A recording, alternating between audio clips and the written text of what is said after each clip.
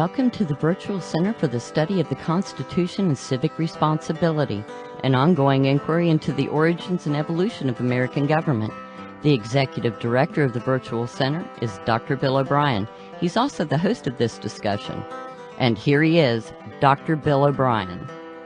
Thank you, Agnes, and welcome to a Wednesday edition of the Virtual Center for the Study of the Constitution and Civic Responsibility. Today, as we move closer and closer to the end of March, today is the 29th day of March in the year 2017. As we know, April Fool's Day is Saturday this week, and there's some question. I noticed that there's some possibility that the Northeast could be bracing for some snow this weekend. So it may not be over, folks, at least not yet. But anyway, it does look like I took my had my snow tires removed from my car yesterday, so we'll probably have a blizzard now. But anyway, welcome to the Wednesday program. This is our third day in a row of presenting live programs here at the Virtual Center, and I'm sure happy about that and grateful for that opportunity.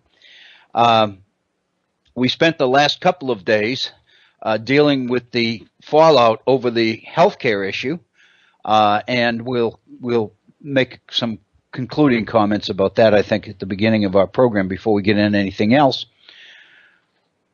But I hope that much of what we've tried to do over the last couple of days makes some sense. It looked like, as of yesterday, up until yesterday, it looked like with the decision by Paul Ryan and by President Trump to pull the bill on last Friday afternoon and not subject the proposed legislation to a vote for concern, almost a sure thing that it was going to lose. The initial reaction coming out of the White House after that was the idea that the president wanted to move on and just kind of drop the whole healthcare issue, at least for now.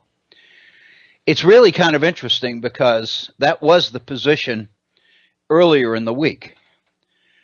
But now, over the last 24 hours, it appears that decision is being reconsidered, and that Republicans have come to the conclusion that they can't run in the midterm elections in 2018, next fall. They can't run unless they pass something that repeals Obamacare. So consequently, they're making the decision, I think, to revisit the healthcare issue. So what that effectively means is that it never really went away. So basically, we would assume that the issue would have died with the Republican defeat, if you will, last Friday. But in fact, it hasn't. So I think what that means is that as we continue, as we have over the last couple of days, to talk about healthcare, it's not like we're focusing on a subject that's gone away, because it's not, and of course it won't. And I think all of us appreciate that and understand that it was never in danger of going away because it's too significant. But anyway, I know that a lot of folks have issues and concerns and questions and comments about this particular issue. I do invite you to take advantage of our phone number and share some of your thoughts on this issue with our other listeners, because I think all the folks who've been listening are pretty well playing with some pretty controversial issues and ideas. And as I say, we'll get back to a couple of those in a moment as we kind of wrap up that particular topic, and then we'll get into a couple of other things which I think are significant. It's a little bit difficult to project, in terms of time, exactly how much time it is going to take to cover so many of these issues. I think the most important thing is to cover them and cover them well, rather than just be driven by a clock or anything else. That's one of the advantages of this. I think that this program, this network, the Head On Radio Network, has over many of the others, and that's the issue of the availability of time. If you think about it, those areas, those networks and broadcast outlets that are driven by advertising require breaks, regular breaks, commercial breaks, if you will, on a regular basis. And so what that means is you almost have to think in 12 or 13-minute segments, because that's the way time is going to be allocated to you before you have to shift gears, go into a commercial, and totally lose the train of thought you have. It seems to me that that's very significant. In a way, it's like Twitter being limited to 240 characters. What that means is the availability of 240 characters dictates what you say and how you say it, obviously. It also dictates what you can't say and what you can't get into or what you can't complete in 240 characters. So occasionally people will follow one Twitter message with another as the first one is incomplete. But that in itself becomes confusing to the receiver, as to the listener as well.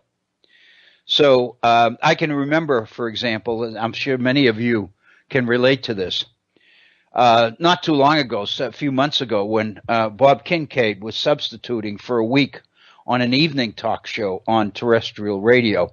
Can't remember the program right now. But the most difficult thing for Bob was adjusting to the regular hard breaks, as it were, the commercial breaks that you had to have because people paid for them. And so they were absolute necessities. So what that meant was you had to think in short segments, and what you covered and how you covered it was determined or driven to a large extent by the availability of the time you had. And it was and sometimes it's really difficult to interrupt an argument with several commercials for 2 or 3 minutes, however long that takes, and then get back and pick up where you left off. You can't do that because you lose your train of thought as a presenter. But those people trying to follow the argument or the points you're making lose their train of thought as well. So consequently, there are certain topics or certain subjects that'll never even be addressed. I think that's very significant, and that's one of the advantages, it seems to me, that you have on the Head On Radio Network. Of course, the downside of that is you don't get the revenue that commercial outlets get. And so consequently, I know Bob spends much more time than he would like to encouraging contributions and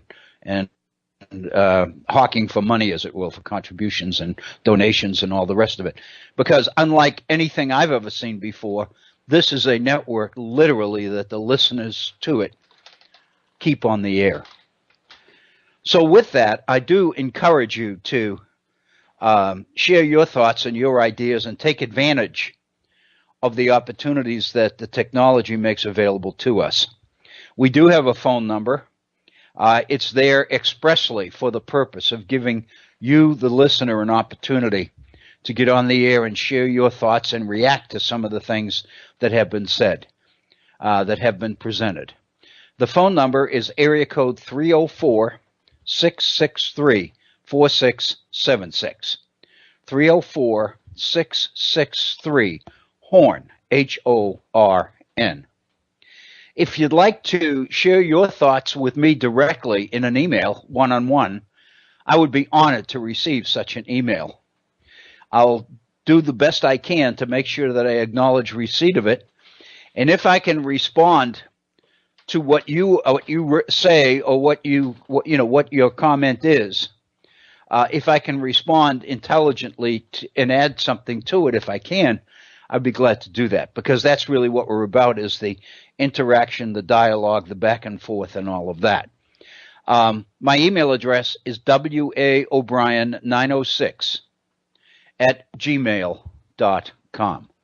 That's waobrien, OBRIEN 906 at gmail.com. And then, of course, I do encourage you to take advantage or take a look occasionally at our Facebook page. It's been 3 or 4 days since I posted anything. I did start to post something this morning, and it wasn't flowing very well, so I backed off it. But it's one of the items that I'd like to touch upon on today's, in today's program.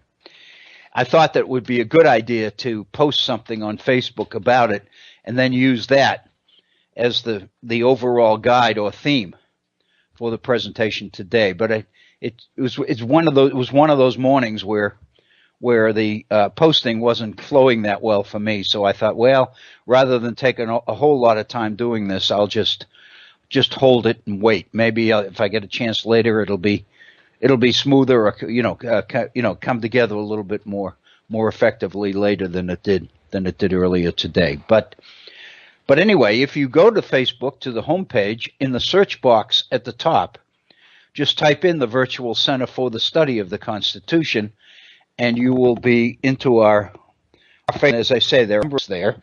The last few deal specifically with the issues we've been dealing with, which is the debate over repealing and replacing Obamacare, the Affordable Care Act, with the Republican alternative drafted principally by Speaker Ryan, and from what I understand, with significant input from Tom Price, who is, as many of you know, is a physician, and therefore, had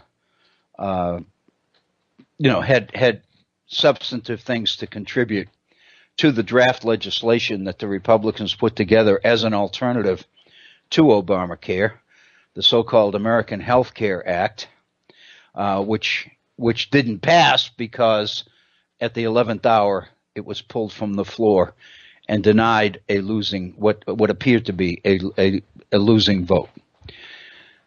It seems to me that that's going to be the basis when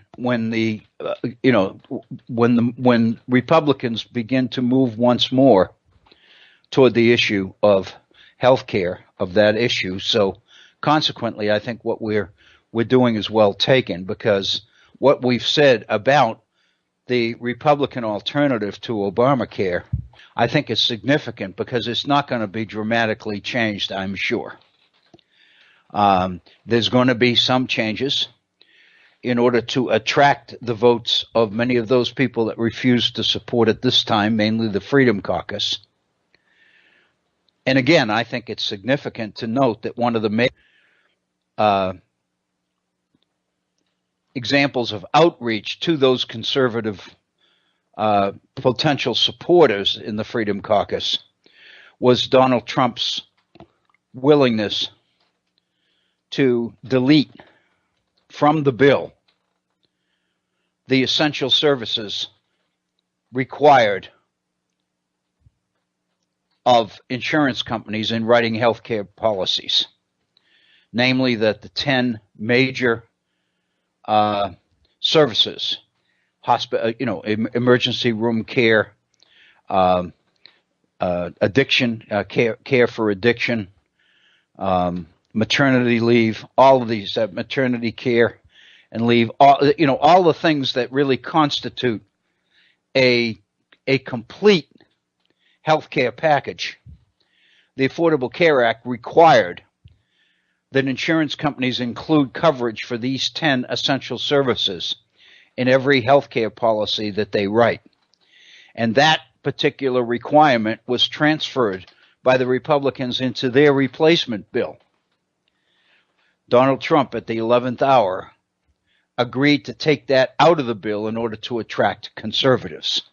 And that, for me, was the basic evidence that that's what I needed to reach my conclusion that the real story then behind this American Health Care Act was not health care, because so much of the essence of health care was offered. The offer was made to exclude it.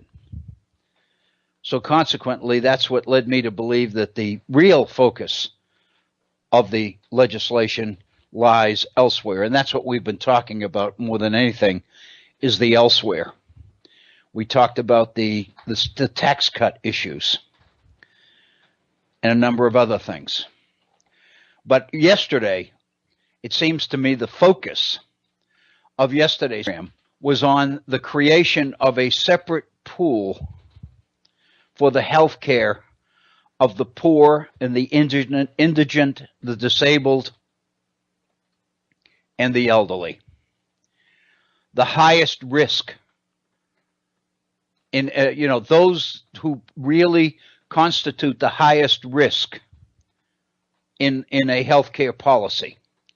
These are the people whose coverage would drive up the costs of coverage. And so the Republican alternative to Obamacare was not aimed at including these people in the healthcare legislation, but rather excluding them, taking their coverage off the table, locating it elsewhere, and then for the rest of the population, allowing market forces to totally drive the healthcare issue in this country. And as we quoted Paul Ryan yesterday, along with Vice President Pence, the issue then is to return freedom and individual responsibility to hardworking Americans. And of course, the way you do that is you take out of the equation those people who presumably aren't hardworking Americans for one reason or the other.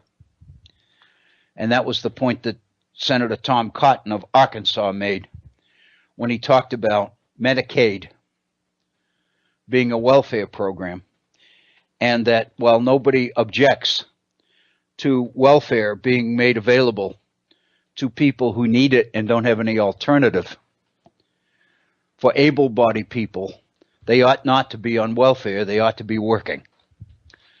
And of course, if you take that logic to the next step, then one could say, and I don't mean to put words in anybody's mouth, but it seems to me logically, to conclude that if people aren't working, if they're not producing, then in essence, their health care becomes less important than looking out for the welfare of people who are producing. So to be very blunt about it, the idea being people who aren't working don't need to be healthy. That's probably a little bit more blunt than one would call fair. But on the other hand, I think you can take this thing and kind of conclude that, fairly logically. It's not pleasant, but that's in essence what Cotton was saying. So again, as I mentioned yesterday, toward the end of our program, it seems to me then that what we're looking at here, the way these people look at healthcare, is the idea that we have the best healthcare in the world if you can pay for it, if you can afford it. And of course, the other side of that coin is if you can't, then you don't get it. But the only way these people believe that you can have a market-driven healthcare system is to get these high-risk people out of the picture. In President Obama's plan, the Democratic plan, supposedly, although not all Democrats supported it. But their plan was to subsidize the health care of the poor in order to include them in the system. The Republican alternative is to get them out of the system and deny them health care from a separate pool of money, which means that the high risk that they constitute would not drive up the costs for everybody else. That in reality, in that kind of a situation, the market could really work to contain prices and other things.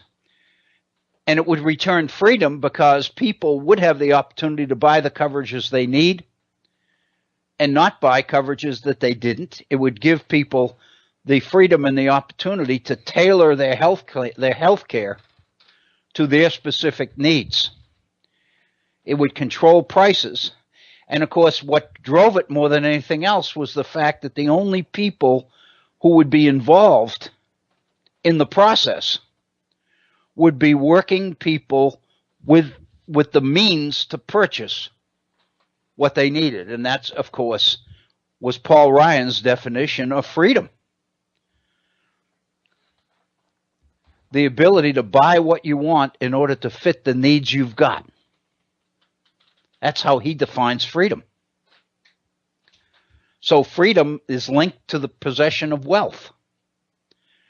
That's thinking that goes all the way back to the colonial period and to the 18th century. The idea that citizenship should be reserved, the right to vote, needs to be reserved for those people who can demonstrate the kind of commitment and loyalty to the society that would make them intelligent, informed voters. And the barometer that gave them that information was the ownership of property, the possession of wealth of one form or another. And so in a sense, that's what we're going back to. The idea that health care is available to those who have earned it, but not available to those who haven't. Their health care will be provided separately. And of course, the implication is that the coverage will be of a sufficient quality to equal the health care that others get. But in fact, we know that that's not true. It's separate, but in no way is it going to be equal, especially since the decisions on what's available and to whom are going to be made by state governments whose failure to provide for certain segments of society is what brought the federal government into this picture in the first place.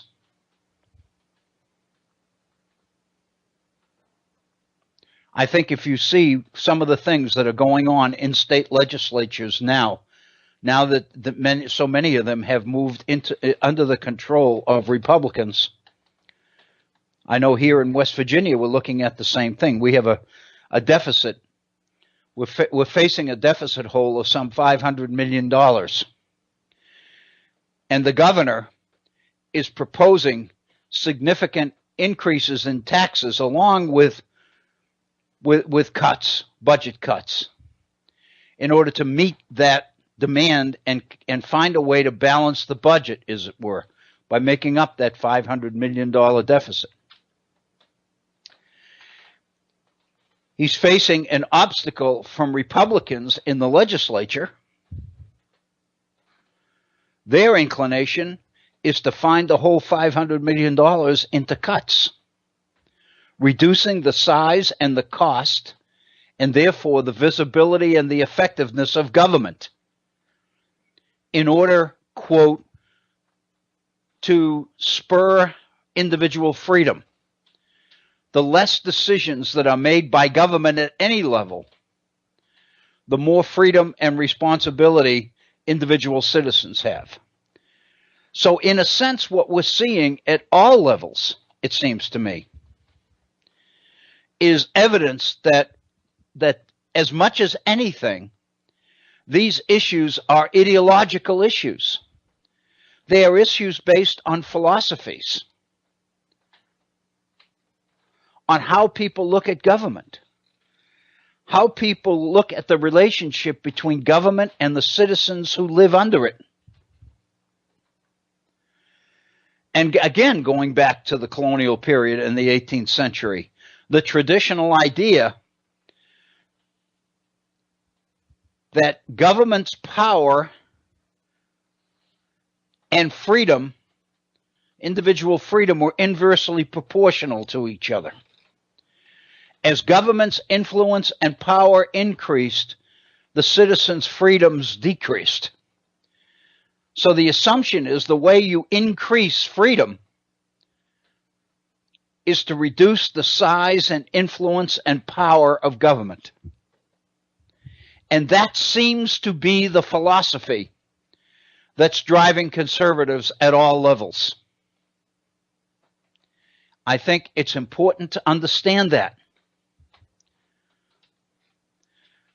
And what we're talking about with the group called the Freedom Caucus, and I made the comment on this program, if it wasn't yesterday, it was the day before, that the Freedom Caucus, calling themselves the Freedom Caucus, is not really a misnomer at all, because that's their priority, is freedom. And the way to get it is to whack away at government, minimize the size, minimize the cost, reduce the influence. And that's really what's happening, not only at the state level, but in many ways at the federal level as well under President Trump. And that's going to be, I think, the focus of a good part of our program today. But before we drop this whole issue of healthcare entirely, I'd like to return to what may be the most controversial, I don't know if that's the proper thing to say. I was going to say the most controversial issue that we dealt with yesterday. It's controversial, but I don't know if it's the most controversial one. And a few people I've talked to, they seem to think that the whole idea that the debate on healthcare is not really about healthcare at all may be the most controversial issue. But be that as it may, what we talked about yesterday was principally focusing upon this issue of taking the poor out of the healthcare debate entirely, the high risk, potentially most high risk people, taking them out of the issue, out of the debate, and providing, since what makes them high risk is that they're going to have to, the healthcare is going to have to be subsidized, then providing for that subsidy separately from the rest of the healthcare issue. That would reserve the market and the purchasing of appropriate healthcare exclusively to those people who could pay for it. That was basically the idea, and that's the focus. That was the focus, I think, of a key portion of yesterday's program. Because what it does is fly in the face of an effort to include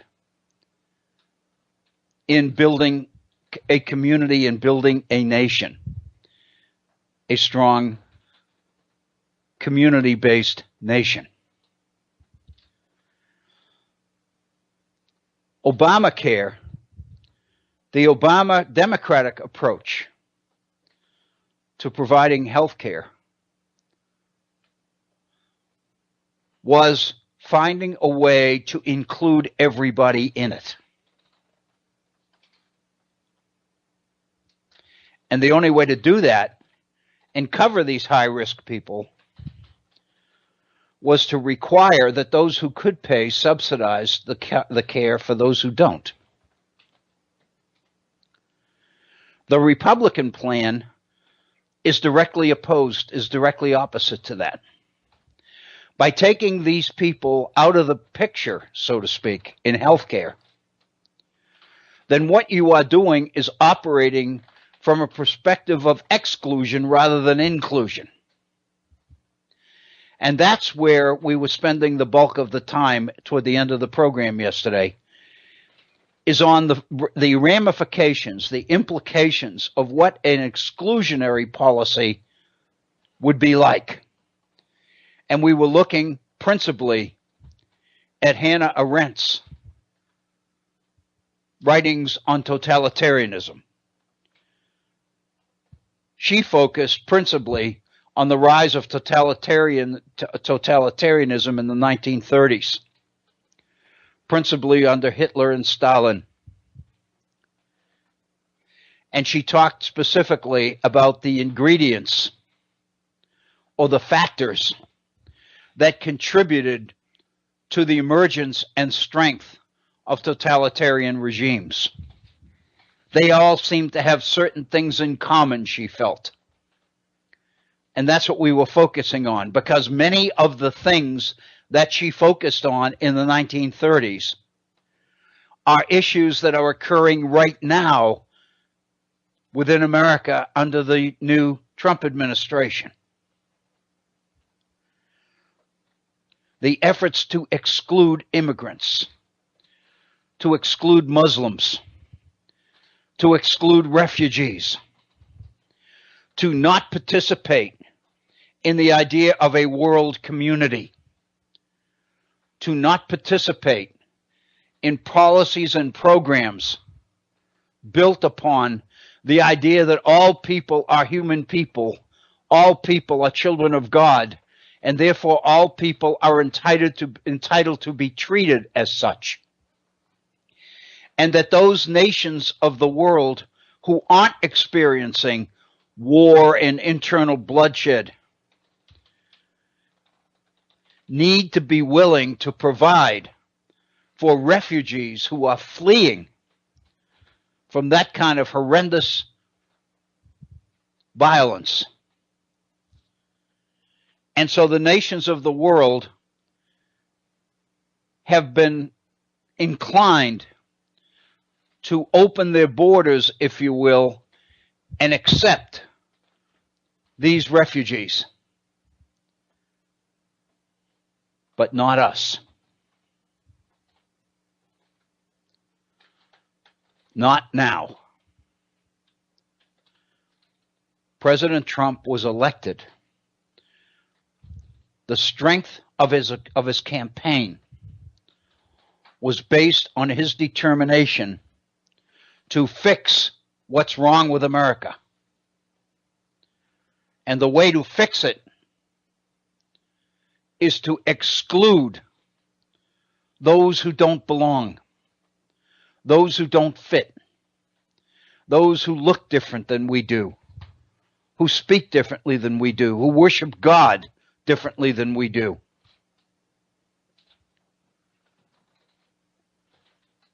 And many of the people who voted for Donald Trump, I believe, unfortunately, voted for him for those very reasons. Nobody believed that he had a chance to win, because nobody believed that the anxiety and the fear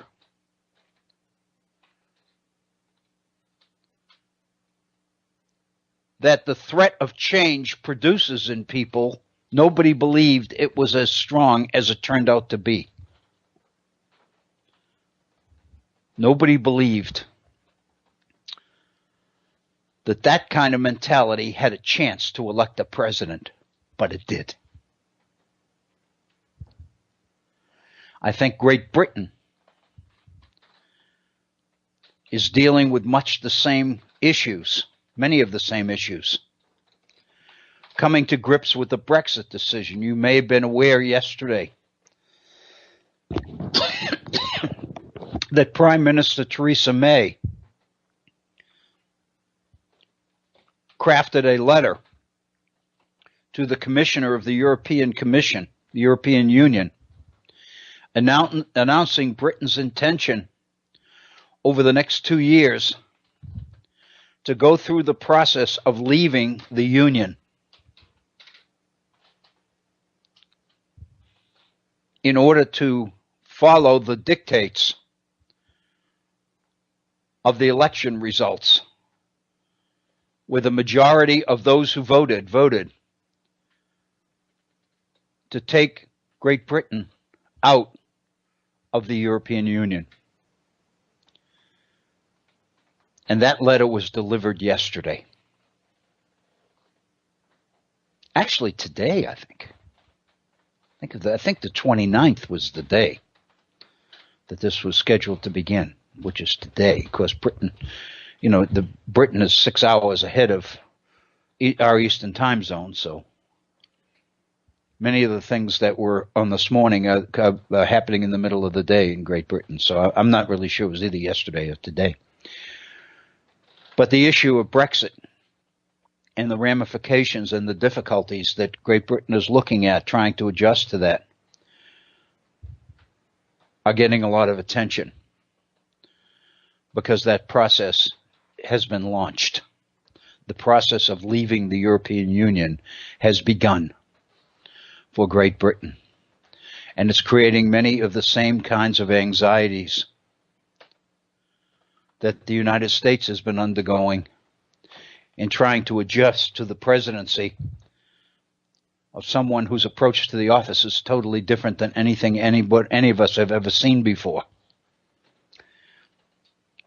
A major emphasis, for example, of building an administration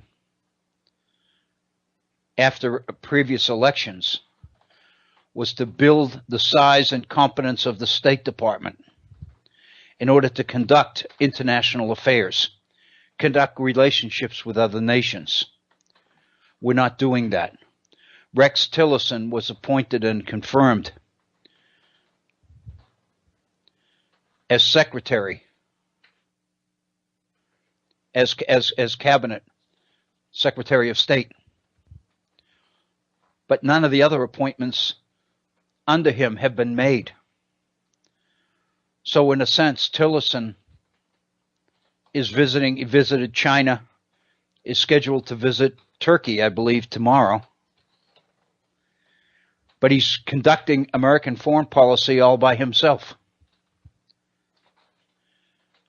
And as you think back to the previous administration of Barack Obama, Hillary Clinton was his Secretary of State, and she basically traveled the world. And the size and influence of the State Department under President Obama was significant. It was huge. The role of Hillary Clinton as Secretary of State was extremely significant.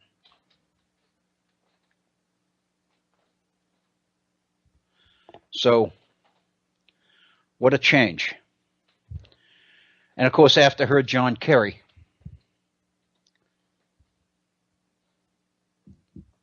And pretty much the same thing.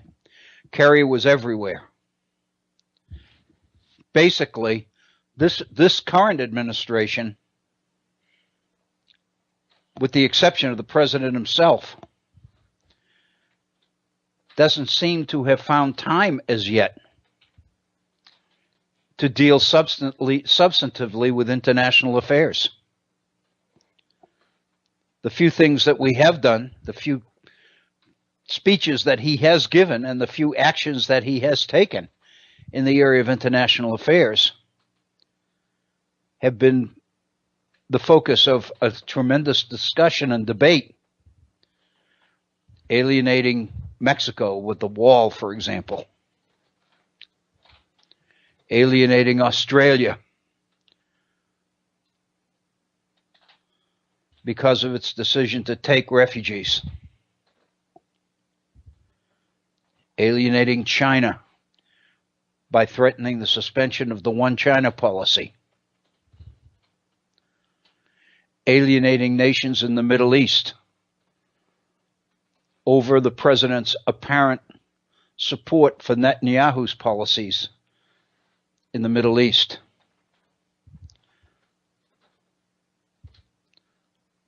Much of diplomacy so far in the first 2 months of this administration has been personal.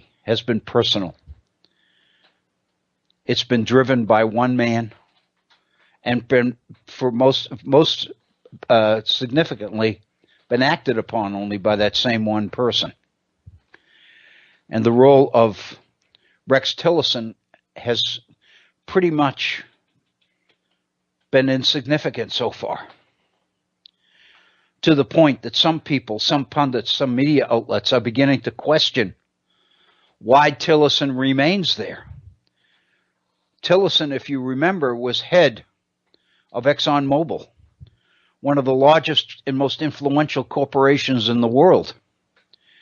To give that up in order to take the Secretary of State's position and then not be able to do anything in that position, not be able to perform, to some media people, seems to be causing them to wonder why Tillerson even bothers staying. Whether that's going to change or not, or whether Tillerson himself is committed to this particular approach to international affairs, I think is yet to be seen. There's no question that the most significant perk that Tillerson brings to international affairs is his good relationship with Russia, a relationship that he's cultivated over the years when he was at ExxonMobil in the field of energy. That seems to be, more than anything else, the key factor that led to his appointment by President Trump. But anyway, I kind of diverted attention a little bit from the issue of the exclusion of these poor folk, of poor people and the high-risk people from the healthcare pool, so to speak. And we talked about, basically, what I was trying to do yesterday was emphasize the issue of exclusion and how different and significant it is from inclusion. And by going to Hannah Arendt's study of totalitarianism, we begin to see the implications of exclusion. And that's kind of where we left the issue yesterday. Let me share with you a quote. You remember yesterday I cited materials from an article on Hannah Arendt, written by Kathleen Jones, who's a scholar on the thinking and the writings of Hannah Arendt, and has done quite a bit with the issues of totalitarianism. I apologize for the phone in the background.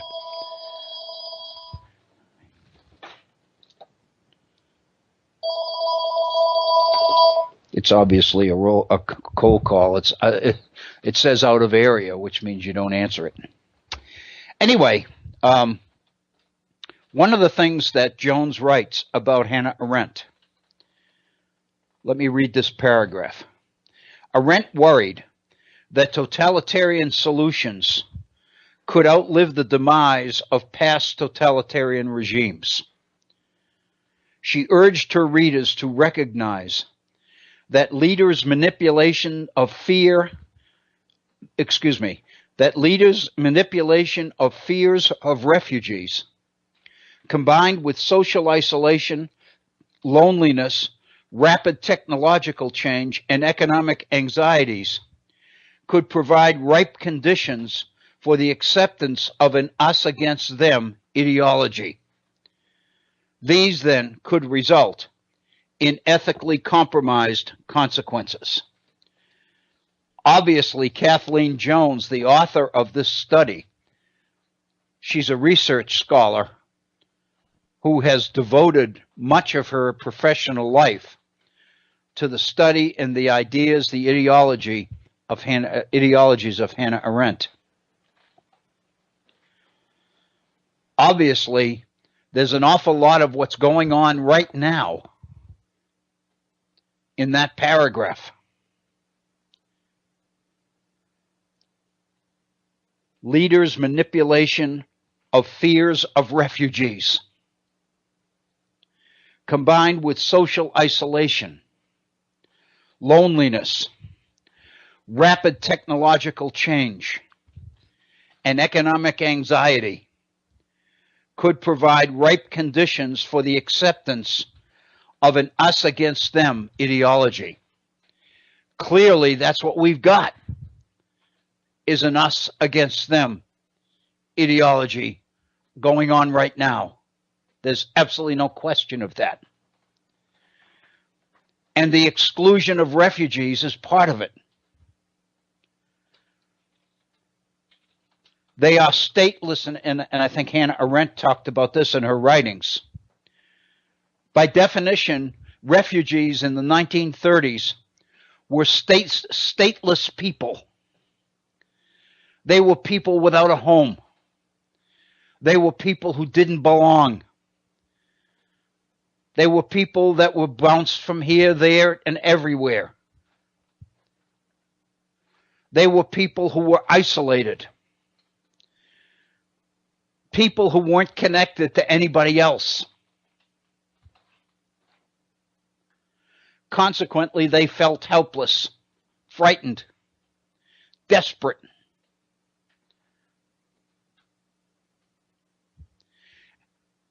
On the one hand,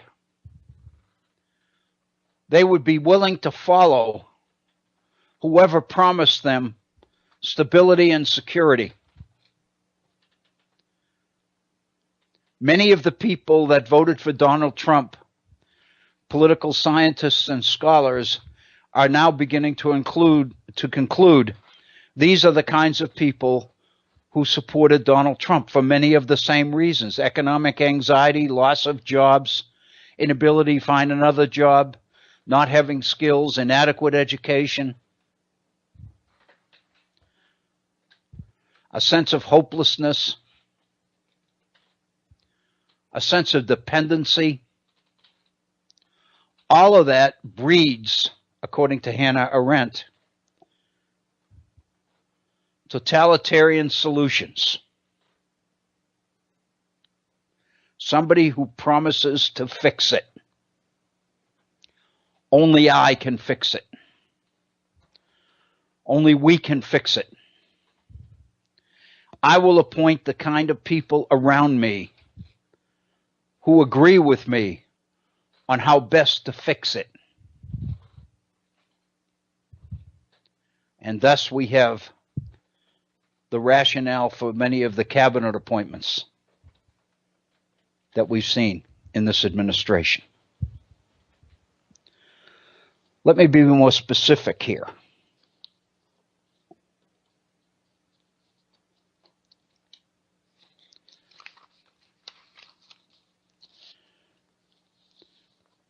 What I mean is,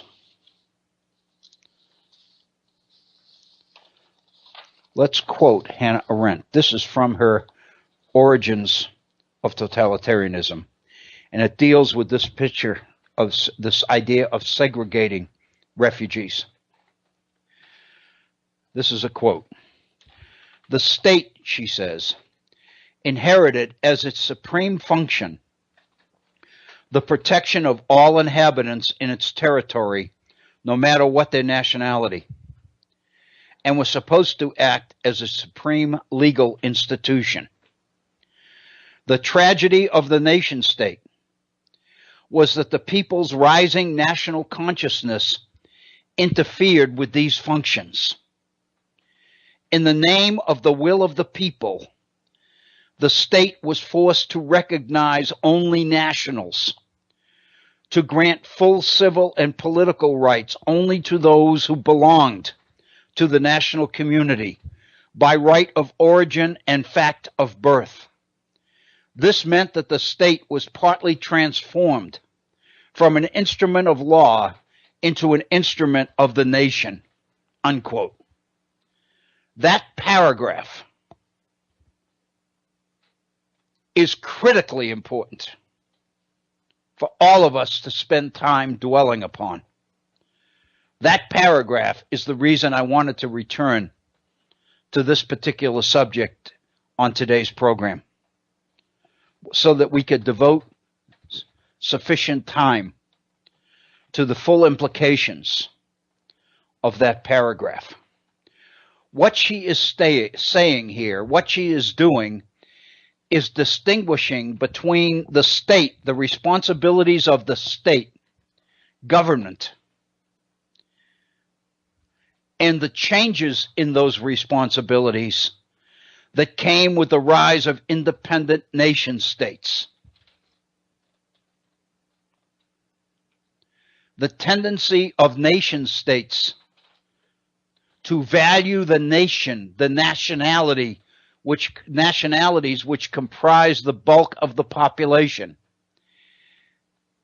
and to see those who don't fit that national picture as outsiders, as outliers, as outcasts, as people who don't belong. That's what Hannah Arendt is talking about. Think back a couple of years to the time when Donald Trump was focusing principally on the birther issue. That President Obama wasn't a born citizen of the United States, that he was born in Kenya,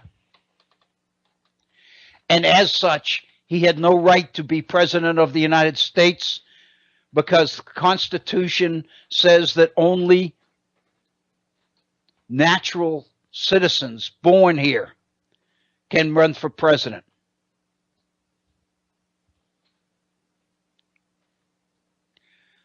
There was even some question of that in the 60s when Barry Goldwater was the Republican candidate for president.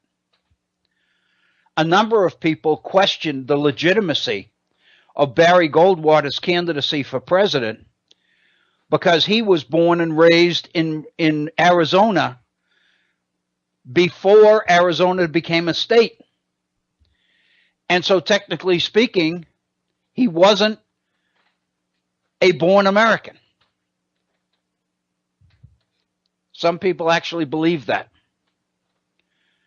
As it turned out, it didn't matter, because Goldwater's defeat was pretty significant. But that was the issue that Donald Trump raised about Barack Obama, that he was different, that he didn't belong here, that he wouldn't produce a birth certificate.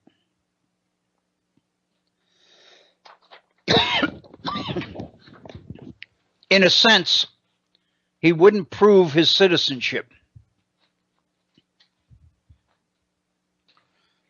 Donald Trump was extremely instrumental in that whole birther issue. But again, how do you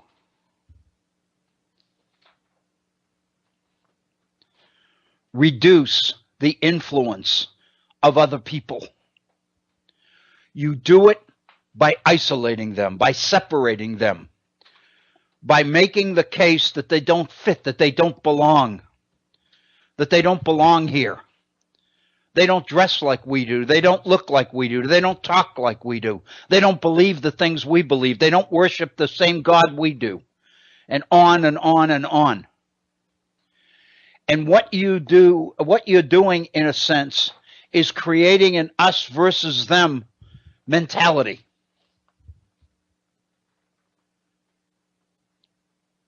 And even more to the point, the them that us fears and loathes and mistrusts. They pose a threat to the rest of us. They pose a threat to be vile, to break the law, to be involved in drugs, to take the job away from working Americans. take their jobs away, their livelihood. They'll work cheap. They're desperate. So therefore, what you are doing is pointing out every conceivable way that they threaten us. They threaten us, them, us. Consequently, they become convenient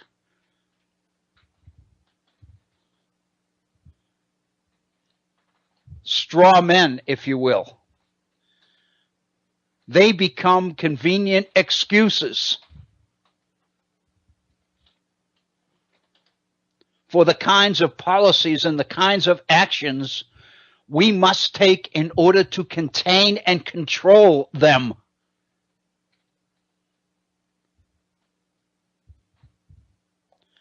There's absolutely no question that the institution of slavery itself was an institution defined and created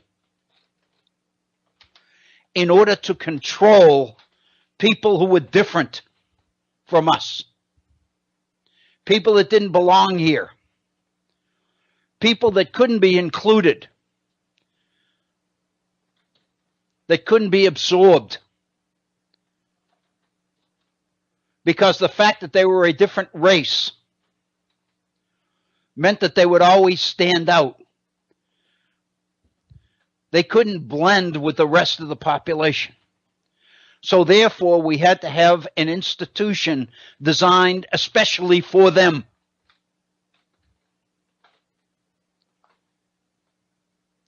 Isn't that exactly what that Republican proposal on health care does?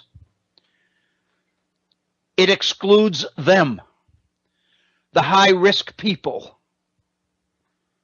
from the healthcare enterprise completely.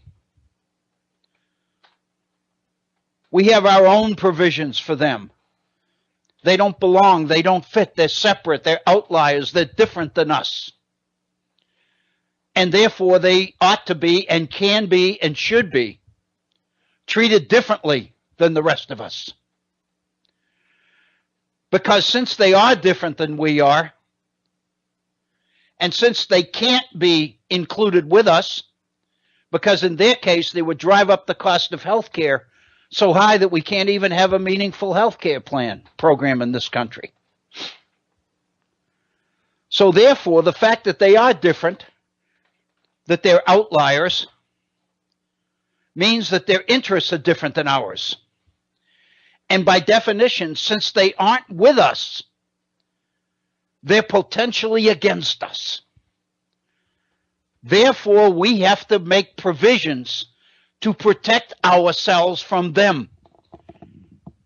Because since they aren't part of us, since they aren't with us, they pose a potential threat to us. That is exactly what Hitler and Stalin did to build their power in the 1930s, is find convenient scapegoats. Hitler had his Jews.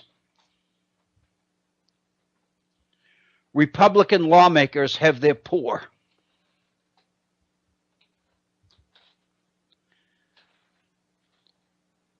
I mentioned yesterday, James Madison in 1829 realized the threat to the nation that people who didn't belong, people who were not included, people who couldn't participate in the process because they couldn't meet the property requirements for voting,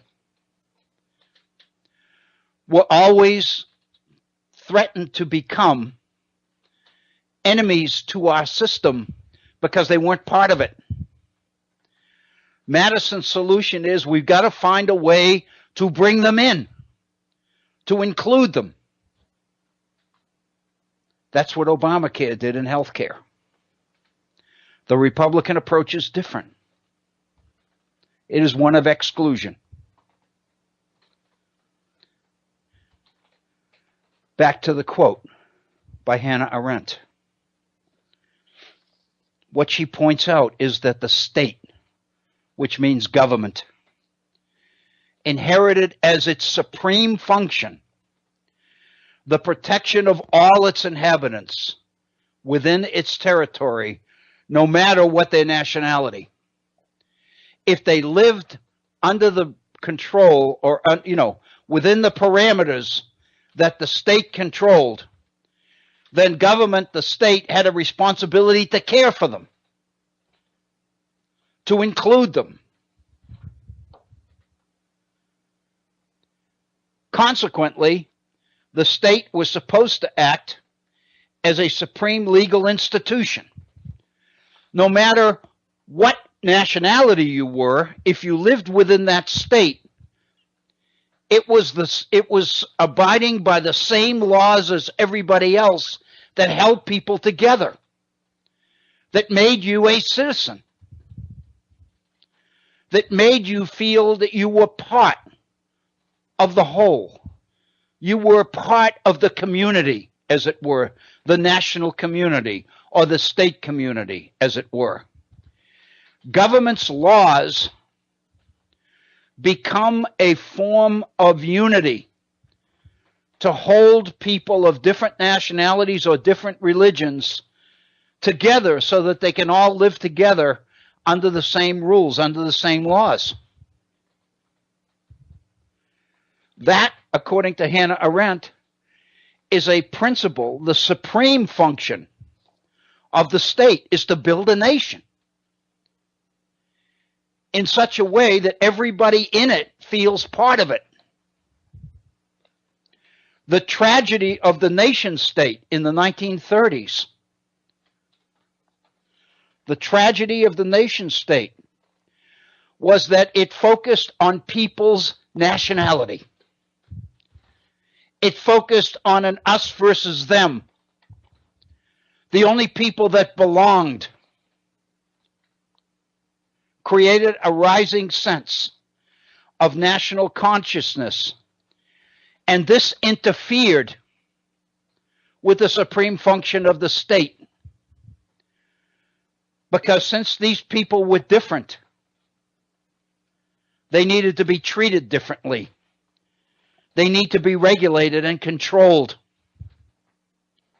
because they were potential threats to the nation. In the name of the will of the people, the state was forced to recognize only nationals, to grant full civil and political rights only to those who belonged to the national community by right of origin and fact of birth. This meant that the state was partly transformed from an instrument of law into an instrument of the nation. I give you America first. Making America great again. Reserving America for Americans by regulating and controlling those who are different, who don't belong. We're going to build a wall. We're not going to let Muslims in. We're not going to let refugees in because they're potential rapists and criminals. Therefore, we're going to respond to the will of the people who told us when they elected Donald Trump that they were primarily concerned with their safety, their stability, and their security. And we're going to do it. And for my advisor, I'm appointing Stephen Bannon, who has a 3-part program that together we will implement. The first part of it is national security. And that's what we're doing. So what that means is that the more a nation, the more a government becomes involved with other nations, with other governments, in partnerships, in trade partnerships like TPP or NAFTA, you become subject to rules and regulations that everybody has to follow. What makes NAFTA a workable organization is that all the nations that are party to it subscribe to the same principles. They follow the same rules. They march to the same drum. But when you get out of those associations, when you reject the TPP, when you make the decision that we're going to do foreign policy the old-fashioned way, we're going to negotiate one-on-one and do what's best for us because we're going to put America first, then what you are doing is isolating yourself from the community of other nations, from the international community. And when you do that, that gives you the separateness and the control, the freedom as a nation to discriminate, to keep out foreigners, to conduct foreign policy from a nation-first perspective.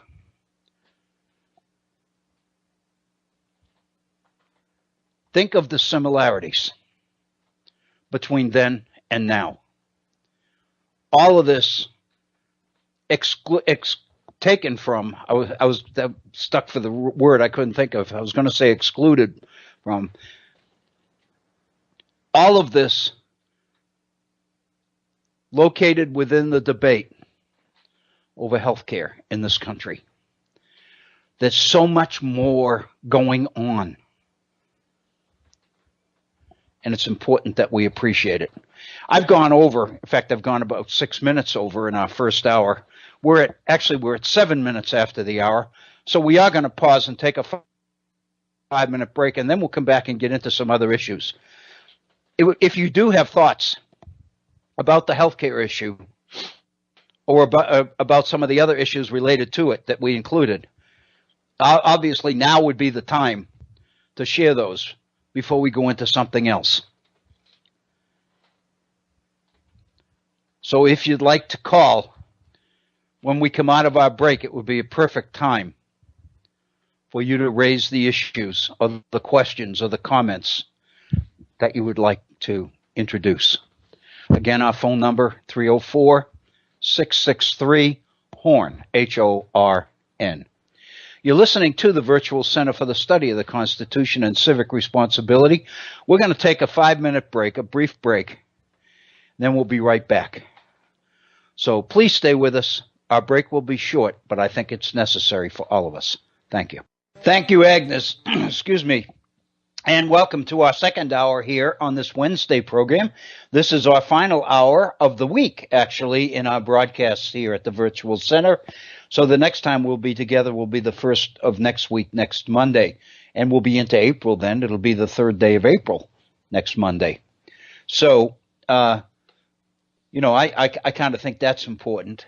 Again, let me repeat our phone number because I think this would be a great time for people to avail themselves of an opportunity to raise their thoughts before we leave the topic. Once we leave it, it becomes a little bit difficult to entertain comments and questions about it. At least it's not really difficult for me, but I think people would be intimidated or be reluctant to change the subject by calling. So in order to not do that, now would be obviously the best time. Our phone number is area code 304-663-4676. That's area code 304-663-HORN, H-O-R-N. Bill, we have yes, Agnes, I believe we do have a caller. Yes, we do. It's Horst. Is it for our friend from Taiwan? Yes, it is. Hold on one second. I'm here. Great. How are you? Okay. How do I sound? You sound wonderful. You sound okay, like that's good. You sound like you're in the same room, so that's great. Okay, terrific. No, I had to ask because Agnes is a little faint, so I wasn't really sure. I hear you loud and clear, though, so okay, all good there. Yeah, I'm sorry. I don't normally like to call in and ask like what's going on, but I haven't been able to listen for like the last half hour or so of the program, so I'm a little behind.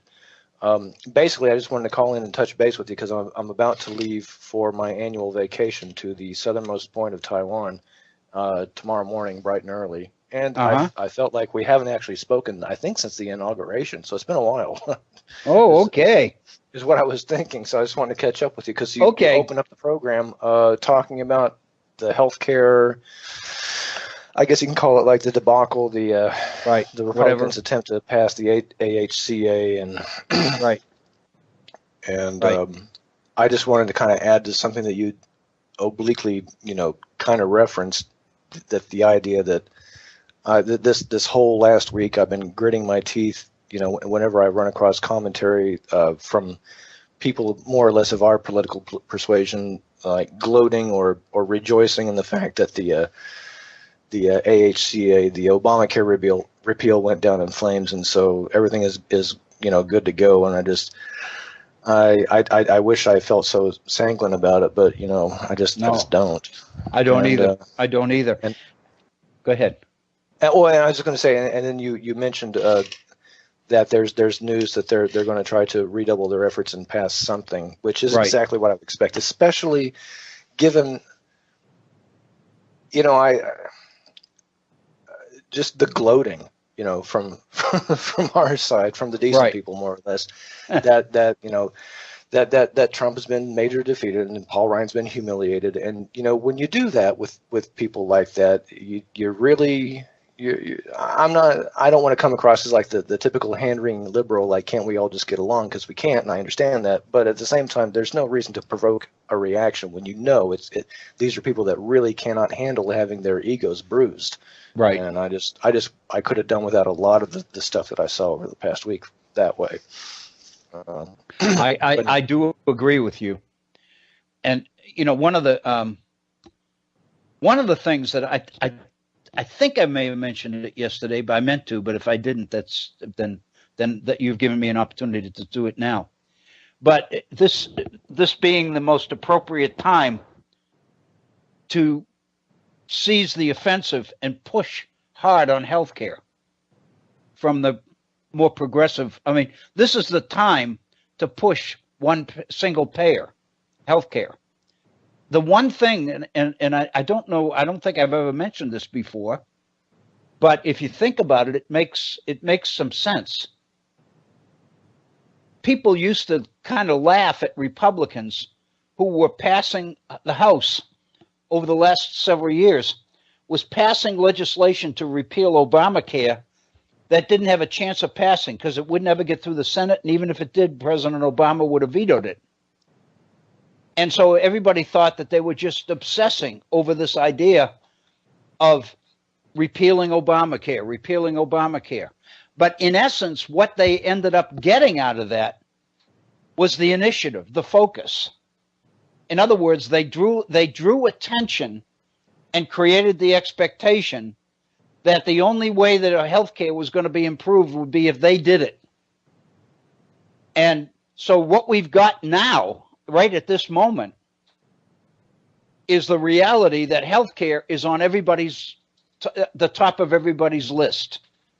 Yeah, I mean, now's the time.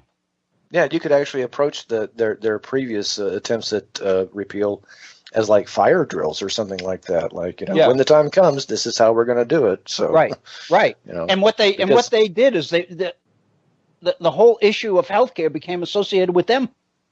And and so people began to appreciate the Affordable Care Act as its defeat seemed more likely after the election of Donald Trump. But the fact of the matter is they had the initiative on healthcare.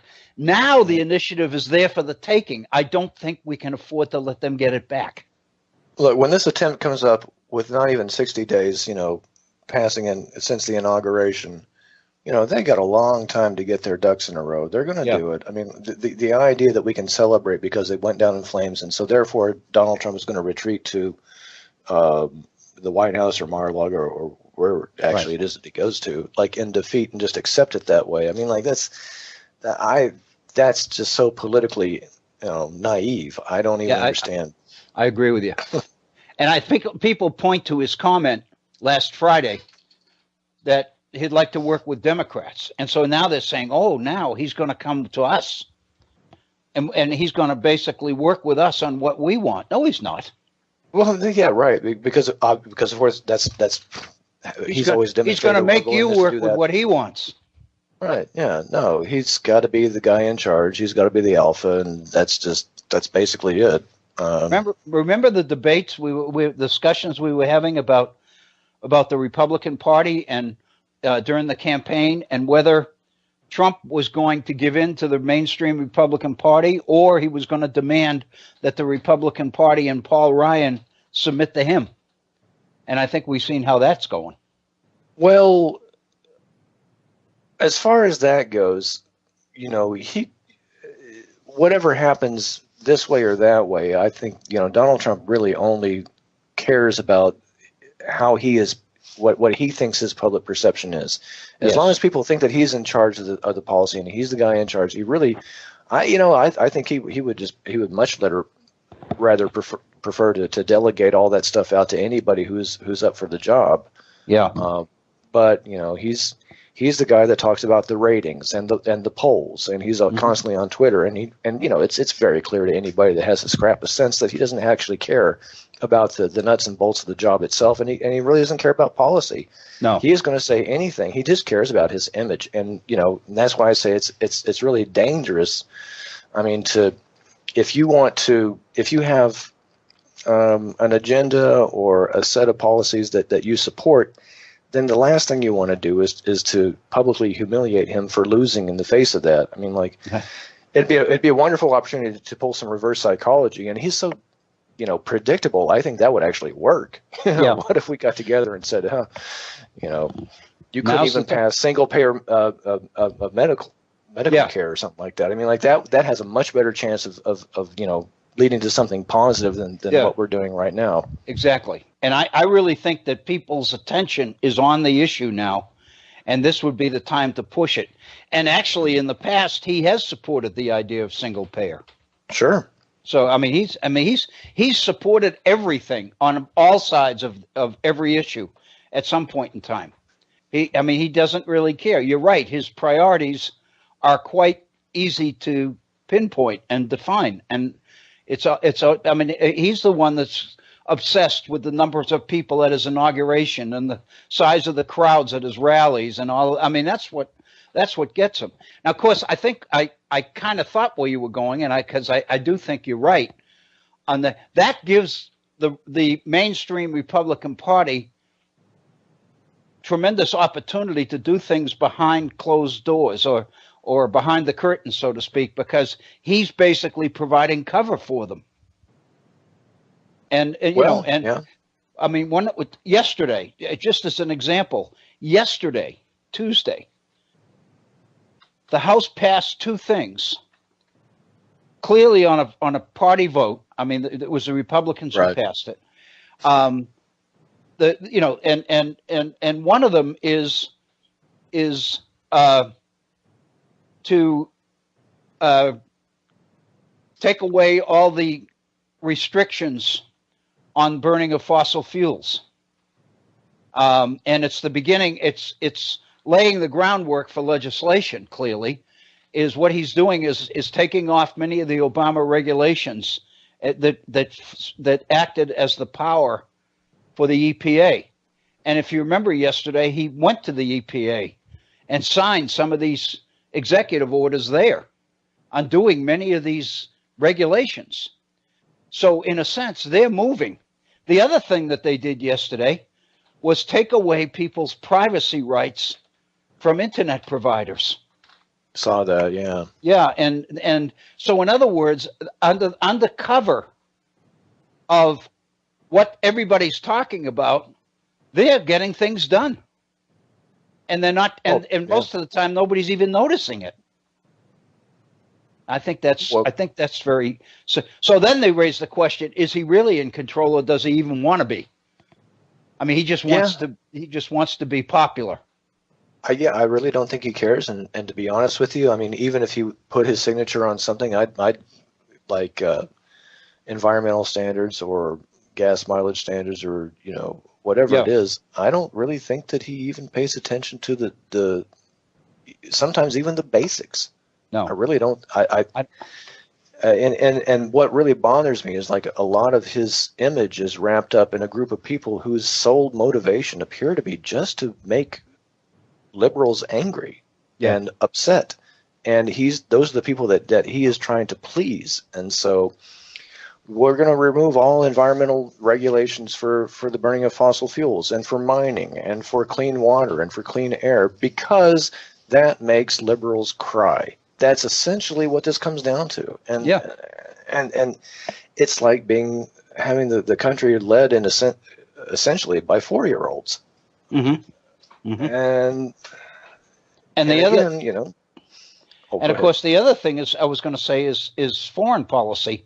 I mean, he's basically isolated the United States from leadership in international affairs, both in the East and in the West. And so, for example, Friedman, your buddy Tom Friedman, had a column in today's paper, but it's pretty good. And basically, his whole strategy, Friedman's strategy, was that people have been most worried about Donald Trump being a stooge for the Russians. And his whole thing is, no, he's a stooge for China. And then he talked about some of the things that Trump has done, which is creating this tremendous opportunity for China. And one of them, of course, is to trash the TPP. Because as Friedman says, that put us at the head of 40% of the consumer population in 11 different nations, and it didn't include China. Right. So therefore, it gave us pretty much extreme influence in the Far East in terms of commercial, in terms of trade. Now we gave it away, and China's moving, and many of the Asian nations are lining up with China because we've pretty on the one hand, I kind of find there's a bit of revisionism taking place with this whole lamenting the death of the TPP when really prior to even the presidential primary we were really against it. I was, and I still am, because it was fatally flawed in the sense that it really just handed the keys of everything over to private interests without any actual government or public oversight. Right. And that was indelibly baked into that cake. I mean, you would have had to go back and substantially rewrite a lot of things. And so since Trump has taken power, I do hear people on the left, lamenting the fact that the TPP has been, defeated soundly and is never coming back as, to our detriment when in reality, to be clear and to be honest, we weren't in favor of that, because of certain flaws that were really, really dangerous and frightening. I know about it. So, what would have been nice is to go back to the drawing board and take out those things. But, you and I, those of us on the left, are really, used to talking about what would be nice that's never going to happen. And that's just another one of those things. I'm against Trump, and everything that he and the right wing stand for. But I'm not going to. It would be crocodile tears on my part if I said it's such a shame that we don't have the TPP, because I was not for it either. I understand. And now they did claim that it had more employee worker protections in it than any of the other operations. At least that's what Friedman says. No, and I'm sure there was lots of really good things about it. Yeah. Oh, yeah, sure. I don't mean to say that the whole thing was 100% bad. I'm sure there are a lot of very important things, and President Obama was very, very he was heart and soul into the passage of it, and he's a person whose judgment, on balance, I tend to trust. Yeah. And that was one of those things that always made me feel really uncomfortable. It's like, why is he so foursquare behind this thing when there's these obvious flaws? It's obvious flaws, yes. Because there were flaws in previous agreements like that, and they remained in this one. I'm sure it was very valuable, by a number of metrics. It's just, Yeah, I agree. But what it reflects or symbolizes, it seems to me, is the direction that Trump and his administration are taking the nation. In other words, they're taking the nation out of anything that would limit our flexibility or the flexibility of our private industries, our corporations. And I really think that this is significant. Like he supported Brexit, the vote in Britain to leave the Union. Well, now it's very clear, now that this thing has actually begun, it's very clear that there's really a pretty sophisticated chess game going on between Great Britain and the European Union right now as to who's going to win and who's going to lose here, because both sides bring something important to the table. And, the European Union needs Britain, or needs much of what Britain brings to the table, and Britain needs them too. So, so it's very, very interesting. But he supported that because it seems to me what he's supporting is an ideological shift in the things that the developed world has pretty much taken for granted for the last half century. Well, this kind of leads back to the discussion you were having a few weeks ago about Steve Bannon. Yes, and the exactly. The idea of dismantling of the administrative state. That's what he's about. Right. And the administrative state in this sense is it's also tied up very intimately with globalism. Yeah, and globalism. That, of course, would be isolationism, which appears to be. And I may be wrong, but my impression wasn't there some kind of circumstantial connection between Nigel Farage and the Brexit guy and Russia also? I mean, or I think his name has been brought up in connection with that. Yeah, but I don't know what the connection was. Yeah, it's one of those little things that we may be teasing out for the next couple of years. But it would really. If Russia wants to climb back to the glory of the Soviet Union, I mean, like, number one, like you point out, really this all redounds to the favor of China so obviously that it's really hard to see how it's going to go anywhere else. We've effectively just handed the keys to the empire over to them because there's nobody left. We're creating a vacuum in the absence of sound foreign policy and global leadership. One of the things Friedman points out, just in that very vein, is that China is in the forefront of clean energy. China's the one that's taking the lead on building electric cars and solar panels and wind and all the rest of it. I mean, if you recall, this is a little bit of arcana, but you remember the whole Solyndra debacle that Obama got blamed for tirelessly and probably still does in right-wing circles today. Solyndra was a company that was given in taxpayer investment money to develop solar panels that didn't involve silicon, because at the time silicon was really expensive. Yeah. And what happened was that China flooded the market with cheap silicon around that time, and suddenly the whole thing went bust because it was no longer economically feasible to develop a silicon-free solar technology. Right. So I mean, and so now, as a result of that, China does lead, the world in that particular sector of renewable energy. I guess Germany is still probably on top in terms of wind power, but China's going to be right there too. Yeah, they are, and they said yesterday that one of the major holding companies in China bought a 5% interest in Tesla. Oh yeah, and so and Tesla is the major maker of electric cars. Meanwhile, in West Virginia, it's illegal for you to actually buy one, right? Yeah, you can't buy one here. You can't buy one. You can't buy one here. You got to go through the dealers. It's amazing. So, and of course, the same thing is true the other way in Europe. That the tremendous advantage to Russia for what Great Britain is doing in leaving the European Union. And basically what they're doing is creating an opportunity for Russia in Europe, similar to the opportunity we created for China in the Far East. Right. And so we're moving away from the idea of globalism and global agreements and back to the idea of the independent nation state looking out for itself first. And that's a formula for warfare. Well, warfare, and also given the challenges we're facing, at this particular juncture in history with global climate change and all that, it's exactly this is it, you couldn't ask for a more wrong time for us to be adopting this stance. Yeah, that's what he says. The whole world. The supreme irony is that the majority of American people are not along with this. It's how do we find ourselves in this situation when most people do not support anything that's going on? And the best answer we have is that nobody voted, or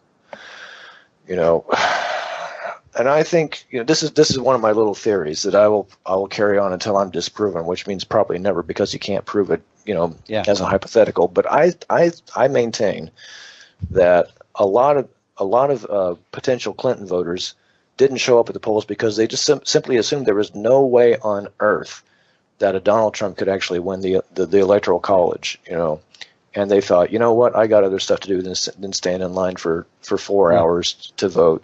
She's got it locked up. It's just impossible. I bet you there was probably a couple of million votes right there. Oh, I'll bet you. Just people that thought, you know what, and the pollsters and the media. The pollsters and the media all said that. Yeah. I mean, the pollsters were providing the data. The media was grabbing onto the data.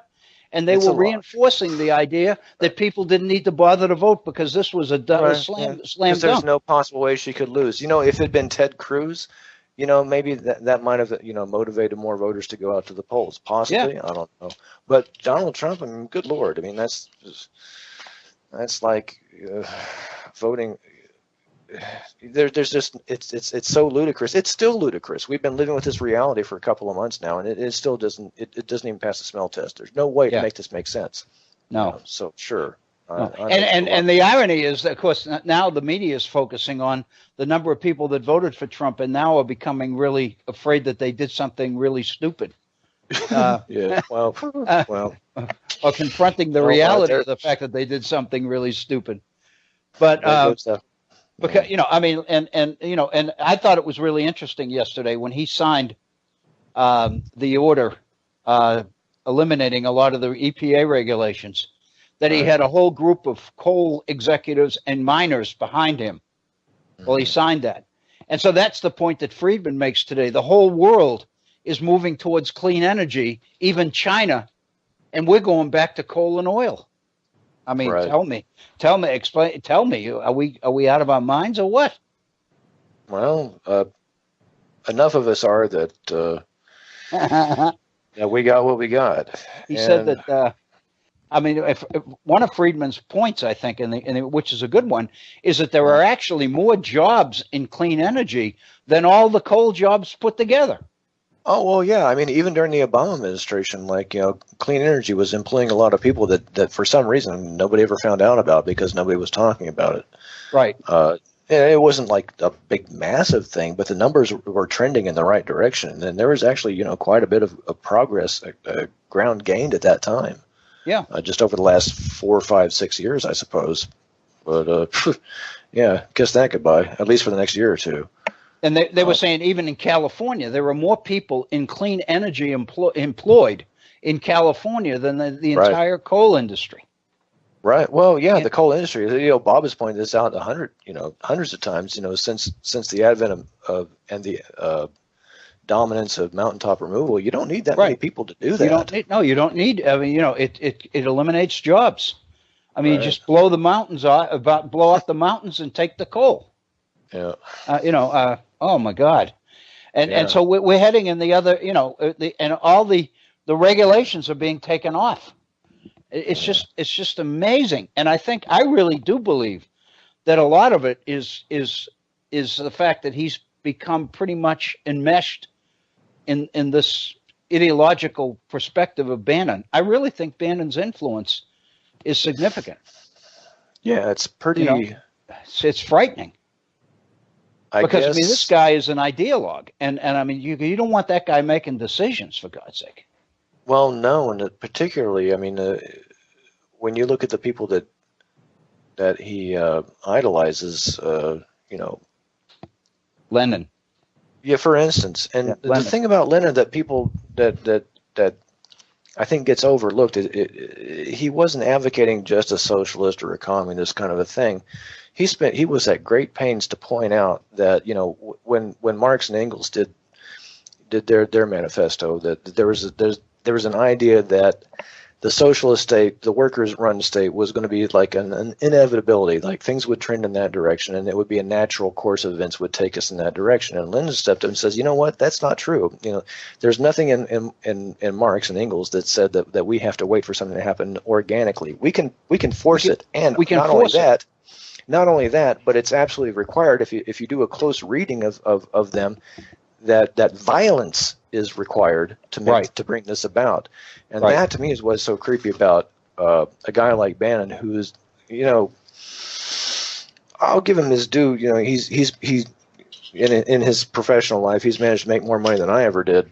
So he must know about a couple of things, but at the same time, his reading of these kinds of political philosophy seems very superficial in a lot of ways. And when you take something like a Lenin, you know, and you look at a treatise like, you know, What is to be done or something like that, and you take it literally, you really end up at some very scary places in about 3 pages. Yeah. And he's the guy who is whispering in Donald Trump's ear, and Trump is exactly the perfect guy to, you know.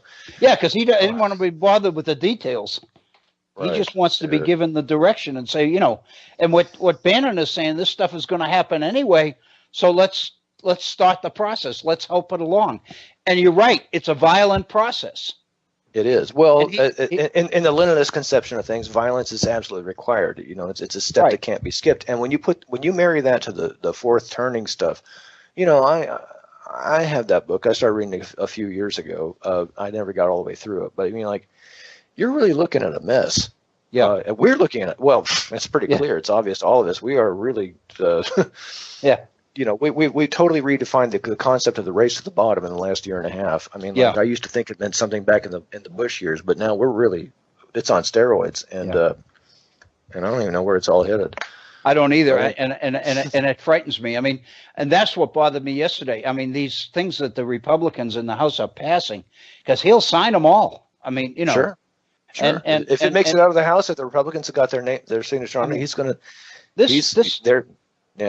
This digital thing that was signed yesterday. I mean, I you know, usually I look the other way when they're talking about digital, because I don't even understand it, but. But the fact of the matter is, I mean, you know, and it's basically the idea that they can monitor when you're at the computer a lot, they can monitor where you go, what sites you regularly look at, how you navigate the internet. Well, if you kept up with it, you understand, like the Robert Mercer character, who a lot of people are crediting with the entire Trump victory for like viral internet targeting of voters, like on social media. I mean, this goes directly. That makes his job even easier. Yeah, I mean that turns the whole thing over to them. You know, we had a conversation 2-3 years ago where I was saying, you know, it was my conviction at the time that, you know, with the advent of the information age and the internet and the free exchange of information, that a lot of people were jumping on board with information that had never paid attention to before. Like I actually said, you know, for instance, like, you know, a lot of people who'd never written anything more than their names when they were signing a paycheck were suddenly online, sending text messages and messages and on social media, like talking and writing and exchanging information in media that they'd never experienced before, or never participated in. And that eventually, you know, as an analogy, like if you're like on a ship and like 50,000 people jump on board at the same time, like it appears to sink in the water, you know, but eventually we would build the capacity to pull it back up as people got more and more sophisticated and more aware and able to spot good information versus poor information. Mm-hmm. And, you know, at this point, we may be in a sink or swim situation. I never thought that the water line would come up as high as it has with this whole thing with fake news and with targeted social media and you know, as they say, like it's very likely, or you know, it is statistically unarguable that you know the election came down to a matter of like 70,000 votes in 3 different states in targeted districts that was, you know, heavily influenced by social media campaigns. It's neck and neck, you know. I mean, either people are going to get savvy and you know, get some instincts for for detecting BS in a hurry, or we're sunk. And it could not be tighter. No, I don't know. Yeah. 3 years ago, when we first started, when we were first talking about this issue, I was a lot more, optimistic about where we would eventually end up. What you were doing was pointing out a maybe. Yeah, but we're in so much trouble now. It's happening, and I mean, well, it wasn't maybe. It was just less to a lesser degree back then. But I mean, talk about giving carte blanche to companies, to the entrepreneurs. This particular thing that was passed yesterday, which in the fall, in October, Obama signed legislation that extended privacy protection to consumers on the internet. Yeah, because it used to be that if you made a call, an old-fashioned phone call, then the company was forbidden to take and use your private information that you talked about. They were required by law to respect your privacy. Yeah, but that doesn't hold for the internet. And basically, I mean, one of the things that there's an article in today's New York Times by the person who was head of the FCC under Obama. He's not there now. It's a new Republican majority. And he's talking about what they're saying. And the basic premise is the way you act on the internet, the patterns you follow as you surf the net are your property. In other words, they are yours. They belong to you. Your habits on the internet belong to you, not Comcast or not Suddenlink or any of those companies that connect you to the internet. And what this finding of the FCC yesterday does is reverse that. It gives these providers the opportunity to sell your private information to companies. And there's so many things that they're already doing. I mean, like I don't use social media in quite the same way that other people do, and my particular circumstances are a little unusual, given where I live and where I'm from and my background and all that. But like, for instance, I have a friend who was remarking a couple of weeks ago that she had simply complimented a friend of hers on an outfit. She had like a particular kind of jacket, and she said, "I really like that." Yeah. And like within like not even 24 hours had passed, like she was on Facebook, and suddenly there was a lot of advertisements for that exact garment. Yeah. Like, and they're not cute about it. Like it's not just like one ad. Like, oh well, it's like 5 ads in the space of 8 hours. And she's like, "What in the world? Did my phone hear me? What happened?" And that's before this legislation. I mean, there's so many. There's so much stuff that slips out here and there that is being seized upon by advertisers and by people like Mercer who are counting and finding ways of demographically plotting or profiling people. What they said, like if they can follow your Facebook for like something like 2 weeks, they know you better than your spouse does. Yeah. Yeah, it's pretty astonishing, and it is amazing. This is just the beginning. This is just the beginning. One of the things that comes out of this, for example, is that we are being required. I mean, right now, I know, for example, colleges and universities now, you have to fill out applications online. Mm-hmm. You have to request you have to request your transcripts and everything online. So that, and also your income information and all that stuff goes. So so your social security number and all your banking information and everything else that you're required to put on the internet. Now what the FCC is saying is you don't have the right to have that privacy protected. They can sell it. Wow. I mean, my God. Yeah, and that's another thing. Back even 20 years ago, like the idea of a university selling private information, who would imagine such a thing? But the whole idea of higher education has really gone to the highest. Well, they were saying the example that this guy was using, which is a good one. It used to be that if you picked up the phone and called a car dealership and wanted information on a particular car, on a new car or a particular model of a new car, it was, that was private information. Now, if you put it online, you're going to start getting ads for that car. Right. And because they pick up on that. And now the provider can sell it. And this guy's position is they're selling something that they by right don't own. It's yours. I mean, those, your behavior on the internet is yours, not theirs. Mm-hmm. So anyway, well, according to that's a theory anyway, right? I mean, like, yeah. Well, it was always defined that way.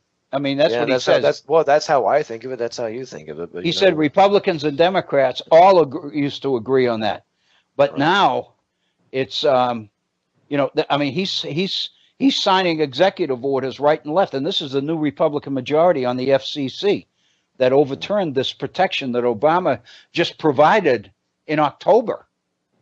And now the FCC has passed a rule suspending that protection. So it's frightening. It's amazing. It's like government never turns on a dime unless it's in the wrong direction. Yeah, it seems like that. It seems like. Tell you what, Dr. Bill, I got to get back to wrap up a couple other things. You got about 10 minutes left. I'll let you try to reroute your course here. And okay. And I'll look forward to it. I'll be back. Hey, listen, enjoy your vacation. Yeah, I'll be back at the end of next week, so you'll have next week's programming. I'll catch up with it after that. And okay, buddy. So take care. Thank best you. to you and best to Agnes. Thanks to Agnes for putting me through tonight, and I'll catch you guys later. Okay, thanks, Horst. I appreciate it. It was a great call, as it always is, and he always brings something to the conversation that the whole subject matter only gains as a result of his calls, and it was just great. So I really appreciate it. Thank you, Agnes, for that. Well, as long as we're into it, let me spend we've got about 8 minutes left in our program today. This particular thing that I was talking about in terms of digital footprints on the internet. The author of this piece, it's entitled "How the Republicans Sold Your Privacy to Internet Providers." The author is Tom Wheeler, who used to be on the board of the FCC under President Obama, but no longer. Now there's a new Republican majority on the FCC. And his whole point is that yesterday afternoon, while most people were focused on the latest news from the House Intelligence Committee, the House quietly voted to undo rules that keep internet service providers, the companies like Comcast, Verizon, and Charter, that you pay for online access from selling your personal information. And that's protection that President Obama extended just in October. And now this new majority on the FCC has suspended or reverse that protection. And of course, as we were talking about, more and more people are being required to do business online. I mean, if you bank, every bank that you have an account in is encouraging you to go paperless and to do your business online. That means that online is your credit card information, your social security number, all of that. And as he points out, it's not a risk that's hypothetical. In 2015, AT&T was fined $25 million for shoddy practices, which allowed employees to steal and sell the private information of 280,000 customers. So in a sense, by removing those protections, you are really creating a problem for people, because it's kind of a moving line, as it were. You could say to yourself, well, they may sell information about my shopping habits and buying habits, but surely they wouldn't release information on my social security number or on my bank accounts. But again, you're assuming that ethics and common sense governs this. In fact, it doesn't. The other thing that's important is this issue of providing cover, of redirecting people's attention.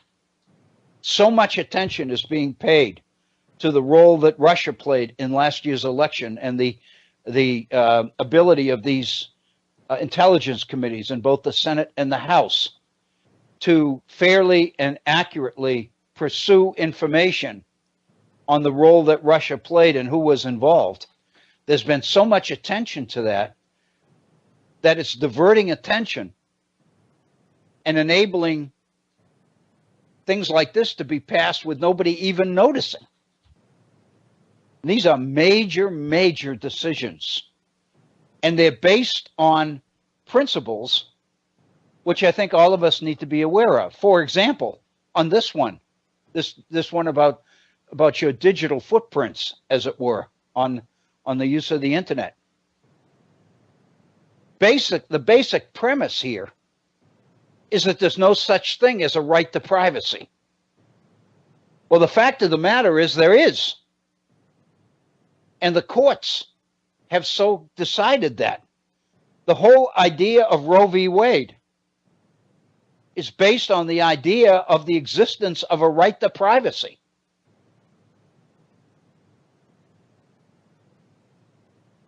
And now this particular ruling by the FCC is driven by an assumption that there is no such right. And if you continue to act and behave as if the right doesn't exist, then it won't be long before it won't. It won't be long before it won't. Because the fact of the matter is there's no mention of the idea of a right to privacy in the Constitution of the United States. It's been considered to be necessary because of the nature of the changes that have occurred in recent times. And the courts acted appropriately because there's so much of a threat to people's privacy that exists now that didn't used to exist before. And so therefore it seemed to the court logical and reasonable to rule in accordance with the idea that people needed to have some protection of their privacy the way technology was moving in today's world. But this decision is being made as if those decisions by the courts never existed. And the fact of the matter is they won't. And that, of course, what we're into now is, that takes us to the issue of Neil Gorsuch's nomination for the Supreme Court, the decision will be made next week. The Democrats obviously are threatening to filibuster it. The Republicans are insisting that Gorsuch is going to be approved, even if they have to use the nuclear option and eliminate the idea of the supermajority, the 60 vote minimum to override or to appoint a justice to the Supreme Court. So major things are happening. And this particular author makes the point, I think it's a good one. He's talking about the circus atmosphere that exists with this White House. And what it's doing is diverting public's attention away from the kinds of things that are going on. In other words, these are strategic diversions. And I think all of us know and appreciate the degree to which Donald Trump is in the habit of employing diversions, namely his tweets, the use of Twitter in order to shift focus from an uncomfortable issue to something that he's much more comfortable with. He's done it so often already that people have begun to appreciate how successful and how committed to the idea that he really is. One other issue, and again, we've only got a minute here, but another issue, and I think we'll probably pick this up next week in our programming, as information begins to unfold on this Brexit decision to leave the European Union by Great Britain, and what that's going to mean internationally, what it's going to mean for NATO, what it's going to mean for Russia, and Russian opportunities in Europe and in the Middle East. All of these things are significant, and they're happening. And here we are focused principally on Russian hacking in the last election and the involvement of members of the Trump campaign and Trump administration in that hacking, whether in fact they did, who did, how much, those kinds of questions that the media is focusing, is obsessed with. It's very important that we read and that we continue to read and to not be blindsided, if you will, by some of these diversionary tactics. We're at 59 minutes after the hour. We're at the end of our program today, so I think after the other day when I went 6 minutes over, I think it's probably a good idea if we get out of here on time. Thank you for listening today. I hope you have a great week and great evening first, but also a great weekend, because we won't be back together again until next Monday. For the Head On Radio Network, for the Virtual Center, this is Bill O'Brien thanking you so very much for your time, your patience, and your continued support. Thank you.